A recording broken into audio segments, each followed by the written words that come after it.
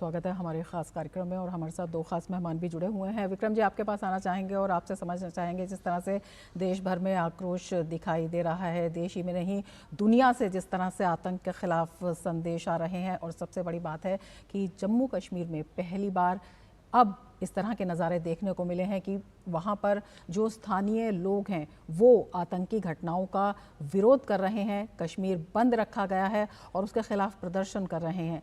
ये अपने आप में आतंक की कमर को तोड़ने के लिए कितना बड़ा बदलाव दिखाई देता है?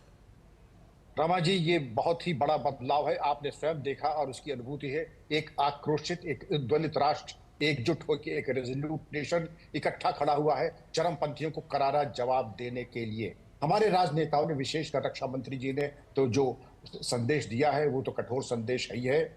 और पूरे कश्मीर और भारत में जो संकेत आ रहे हैं कि एकजुट राष्ट्र खड़ा हुआ चरमपंथियों के विरुद्ध में। इस पीड़ा के क्षण में पूरा राष्ट्र एक है। ये एक ठीक है, ये तो बात सकारात्मक अपनी जगह बिल्कुल है ही है, लेकिन ये संतोष का विषय है कि जात धर्म संप्रदाय से ऊपर उठ करके पूरा देश इस भयावह और इस आपत्तिजनक घटना की न केवल भर्त्सना कर रहा है, निंदा कर रहा है, बल्कि इसका मुंहतोड़ जवाब देने के लिए कृत संकल्प खड़ा हुआ है। और ये एक बहुत संतोष का विषय है और मैं अपेक्षा करता हूं कि पूरा राष्ट्र एकजुट होकर के वास्तव में बिल्कुल, इस संकट की घड़ी में, पीड़ा की समय कश्मीर से भी आतंकवादियों और आतंक के आकाओं को एक कड़ा संदेश है कि अब जो कश्मीरी हैं वो भी इस चीज़ को बर्दाश्त नहीं करेंगे और वो इसके खिलाफ खड़े हुए हैं।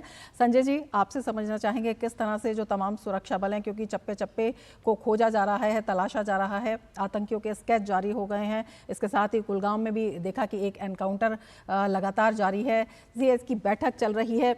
किस तरह से आतंक के खिलाफ जो हमारे सुरक्षा बलों की तैयारियां हैं उसको भी देखते हैं।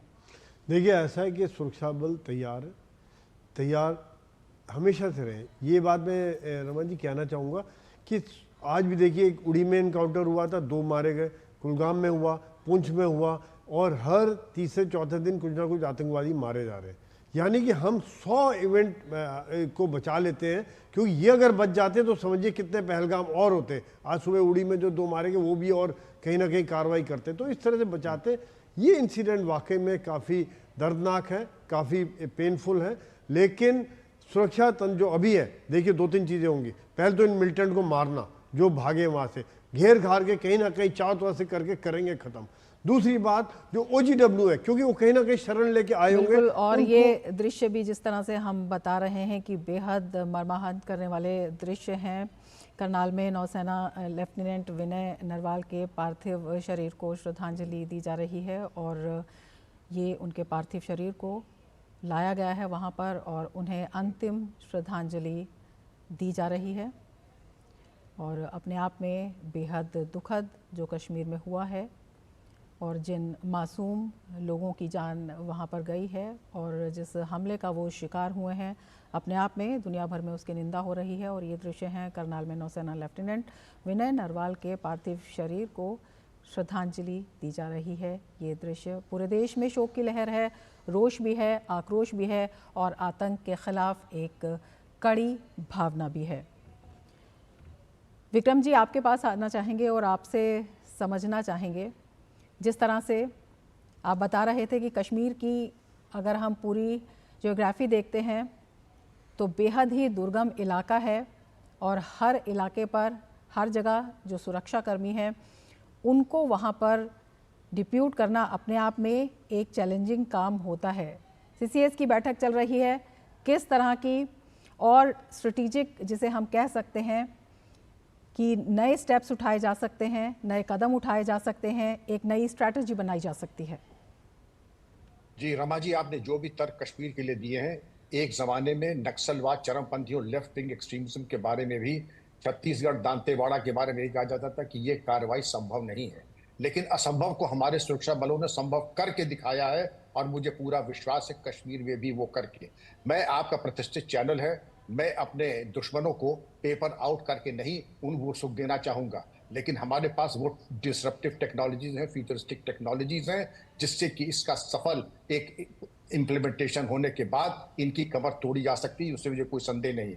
और वही टेक्नोलॉजी जिसने हमें कामयाबी दिलाई छत्तीसगढ़ और बस्तर के जंगलों में, जहां न केवल दुर्गम थे बल्कि वहां सूर्य की रोशनी तक नहीं आती थी, वहां भी हमारे सुरक्षा बलों को अप्रतिम त्याग और बलिदान के बाद सफलता मिली। और यहाँ पर भी हमें पूरा विश्वास है टेक्नोलॉजी का इस्तेमाल, समन्वय का इस्तेमाल, और जो जनरल साहब ने बात कही कि हम अपने स्लीपर सेल को निष्क्रिय करें।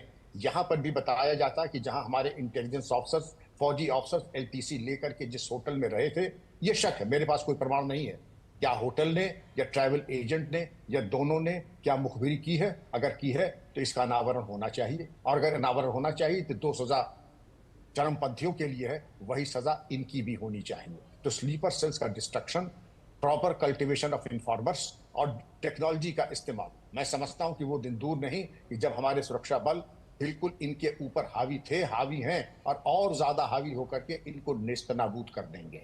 रमा जी, बिल्कुल चौकसी और जो सुरक्षा व्यवस्था है वो और कड़ी कर दी गई है और तमाम जो मेजर्स हैं वो लिए जा रहे हैं।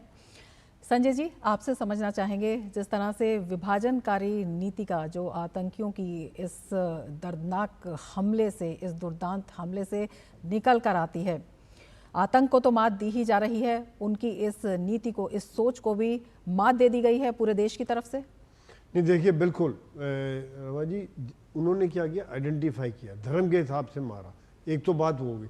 दूसरा, एक बर्बरता दिखाई कि बॉडी कैम है, वीडियोस बना रहे हैं, फोटो दिखा रहे हैं, और फैमिलीज के सामने, वाइफ के सामने, बेटी के सामने, भाई बहन के सामने उनको मारा गया, उनके रिश्तेदारों को मारा गया, ये ताकि एक भय फैले।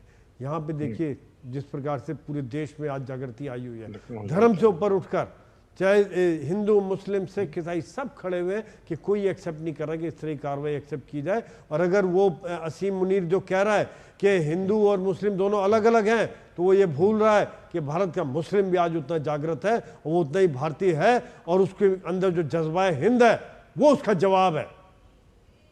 तो ये जवाब जो है ये साफ तौर पर देशवासियों की तरफ से लगातार दिया जा रहा है। सरकार भी लगातार जो है इस पर नज़र बनाए हुए हैं और तमाम जो कदम हैं वो उठाए जा रहे हैं और उठाए भी जाएंगे, क्योंकि आतंकवाद को नेस्तनाबूद करना सरकार का लक्ष्य है। साफ कर चुकी है सरकार की ज़ीरो टॉलरेंस की नीति आतंकवाद के खिलाफ लगातार जारी रहेगी और ज़्यादा मजबूत होगी। इसके साथ ही और लगातार विक्रम जी, आपसे हम समझना चाहेंगे, जो इस तरह की लगातार हम विभाजनकारी नीति की भी बात कर रहे हैं, लगातार हम ये भी बात कर रहे हैं कि किस तरह से जो स्ट्रैटेजी है, कहीं ना कहीं आतंकियों की बौखलाहट, जिस तरह की स्ट्रैटेजी उन्होंने इस बार अपनाई वो साफ तौर पर दिखाई दे रही है। एक अस्तित्व का संकट जो है आतंकियों के सामने खड़ा हो गया है, क्योंकि साफ तौर पर दिखाई दे रहा है कि दहशत को वहां पर पैदा करना और दहशत को प्रसारित करने की एक नाकाम कोशिश वहां पर की गई।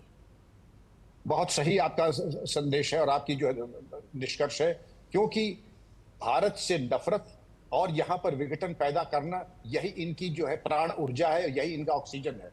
और अपनी बौखलाहट, हताशा दोनों को लेकर के उनके द्वारा ये कुत्सित हत्याकांड किया गया। लेकिन उनको ये नहीं मालूम है कि हमारे यहाँ जो हमारे अल्पसंख्यक हैं, वहां हमारे सिरमौर भारत रत्न डॉक्टर एपीजे अब्दुल कलाम हैं, परमवीर चक्र अब्दुल हमीद हैं, मैं कितनों के नाम बताऊं, क्रिकेट गंगी जाए तो मोहम्मद कैफ है।